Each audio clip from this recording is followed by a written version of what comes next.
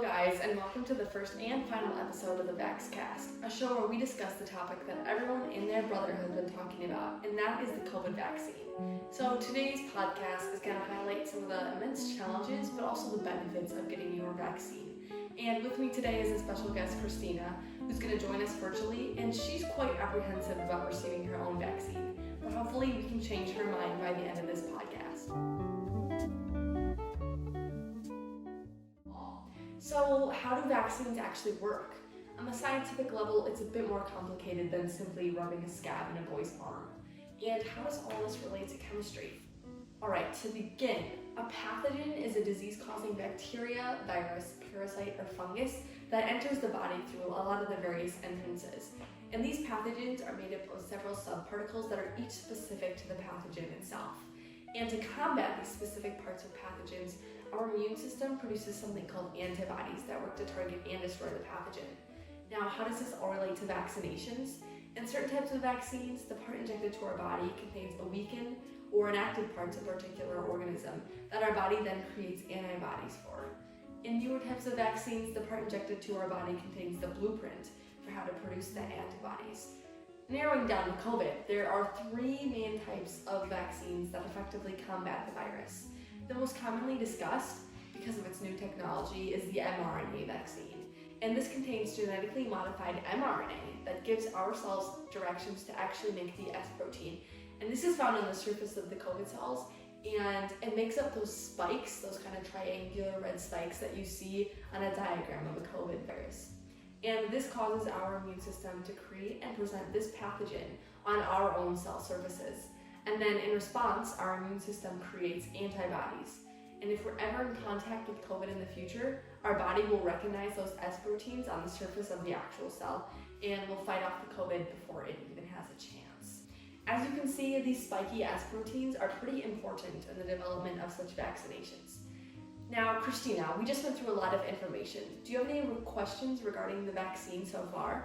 So the development of a vaccine seems kind of complex. So what are some of the issues that scientists may face?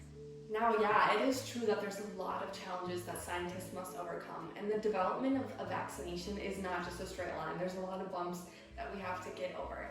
So the first challenge oftentimes begins in the lab. We're dealing with biological entities that are not simply lab synthesized. And while these entities are pretty variable and they can be changed, the process must be optimized to allow for the effective development of a vaccination.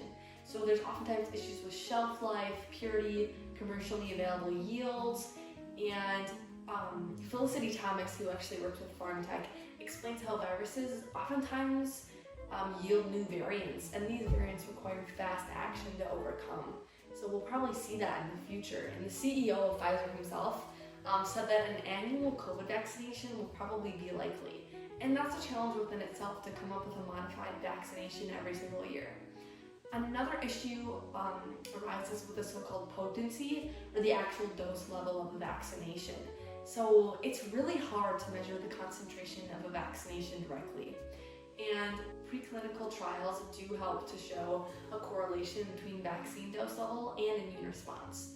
And this actually relates to an issue called the valley of death, which is a transition period from the laboratory to the clinical trials on actual volunteers.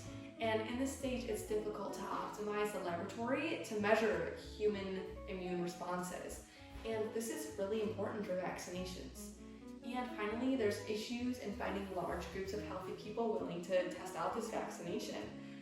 That's kind of a scary thought, and a vaccination is not just tested on ill individuals who are in need of remedy, but the bar is high to demonstrate to regulators, ethics committees, policymakers, parents, and individuals that a vaccine is suitable and safe for all.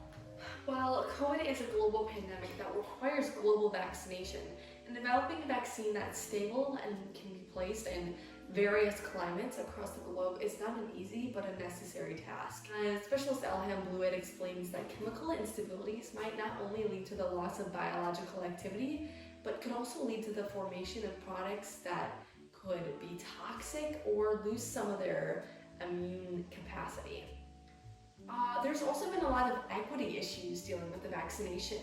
Unfortunately, a lot of low-income communities who are struggling greatly with COVID aren't the ones receiving the vaccine. It's going to those large-scale hospitals because to politicians and scientists, speed is one of the most important factors when pumping out these vaccinations. And it makes us question the hierarchy of vaccine distribution. Locating vaccine distribution centers is also a challenge in itself. To find a point that's accessible to many, but also large enough to house all the people and the vaccinations is no simple task. And we also have issues with vaccination shortages. Now, while we haven't really seen any of this in the United States, other countries have really been struggling with this. And the World Health Organization and more developed countries worked to supply 92 less developed countries with 240 million vaccinations. But unfortunately, only 145 million of those vaccinations actually made there because India, one of the main suppliers of the vaccination, has largely stopped exporting the vaccinations to help their own country, who has been facing a surge of COVID cases. Well, that all sounds kind of gloomy, but I'm sure there's a lot of individuals trying to fix all those problems. So I still don't quite understand why I should get the vaccine. Well, one of the more obvious reasons that one should be vaccinated is to prevent you and others from getting COVID. And this is especially important for the immunocompromised individuals and the elderly, whose death rates are significantly higher. And even if you're not immunocompromised or elderly, it keeps those around you safe. Additionally, the vaccination is one of the only ways that we can get back to normal life. And while masks, social distancing, hand washing can all help, it's ultimately necessary for the vaccination to completely eradicate COVID. And according to the World Health Organization, clean water is the only thing better in reducing infectious diseases in general than vaccination. And the World Health Organization explains the concept of herd immunity, which is the immunization of a large portion of the population so that those who can't get a vaccination, perhaps because of other health conditions or, like I said, the allergies, they don't have to get vaccinated but will still be safe. So the measles vaccination actually protects against complications associated with dysentery, and chronic hepatitis B leads to liver cancer. So by vaccinating against these diseases, you're actually helping to prevent other diseases in the long run. And vaccination goes beyond just healthcare, it affects the economy. Globally, the savings from vaccinations was expected to be tens of billions of dollars, and this number has probably grown exponentially since the distribution of the COVID vaccine. And vaccines also prevent antibiotic resistance, and this is a huge problem for a lot of people. And the less sick people, the less that we're going to use these antibiotics, which is ultimately a good thing. Of course, vaccinations also allow for increased travel and mobility, and there's a lot of severe complications from the lack of travel, as we saw with some of the economic impacts observed last year. Finally, vaccinations allow for greater equality across the globe. Those struggling to handle deadly viruses can't focus on other aspects of life and have to prioritize such issues over other scientific advancements. And vaccinations allow for the focus to shift away from basic survival onto other needs and political issues that a country may face. Ultimately, the benefits for receiving a vaccination greatly outweigh a lot of the potential dangers.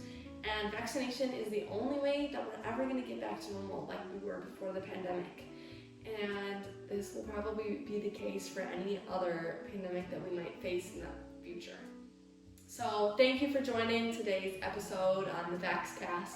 And Christina, how do you feel about the vaccination now? So I actually just booked my appointment at Walgreens to get my COVID vaccination, and everyone should too.